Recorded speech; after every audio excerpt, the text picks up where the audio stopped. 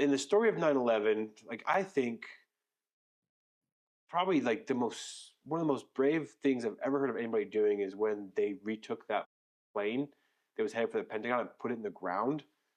Like the balls on that people just being like, we're gonna die anyway. We ain't gonna let these guys kill anybody else. We're gonna put this thing on the ground. He told us his perspective, Chills. right? He was telling me, he was like, I can tell you, he was like, it was my job to make the call to bring that plane down. So he was like, I get a phone call, Bush is under dealing with other stuff, obviously. He gets a call and it's like, we can't get a hold of President Bush, so we're calling you. There is a fourth plane that's way off target. It's supposed to be headed to Boston. It's headed up to the Pentagon. We believe it's been hijacked because we can't communicate with anybody, and we just received this phone call where someone is essentially saying goodbye to their family. This one has been hijacked. We think it's going for the Pentagon. President or Vice President, we need your permission to shoot this plane down. You're the one that has to make the call. And Dick told us, he was like, I hope that none of you are given an opportunity in life to make even 1% of the call that I had to make.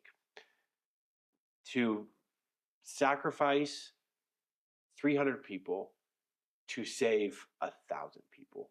He's like, because if me saying yes, shoot that bitch down, I was ensuring that no one on that plane would survive, but the people in the Pentagon would.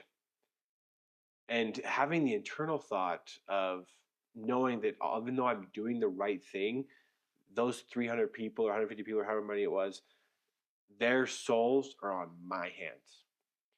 And he was like, and I sat with that for about 30 seconds if I had to make a call, just coming to terms with the decision that I was forced to make, and the decision I knew I had to make, but I didn't know if I had the strength to make it.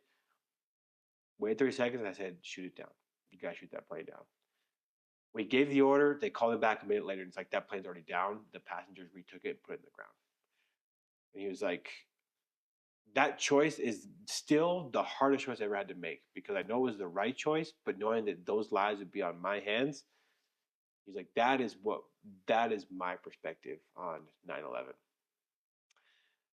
And I remember we just all just sat there. We were just like, my gosh, like, I can't imagine to make a decision like that. I really can't.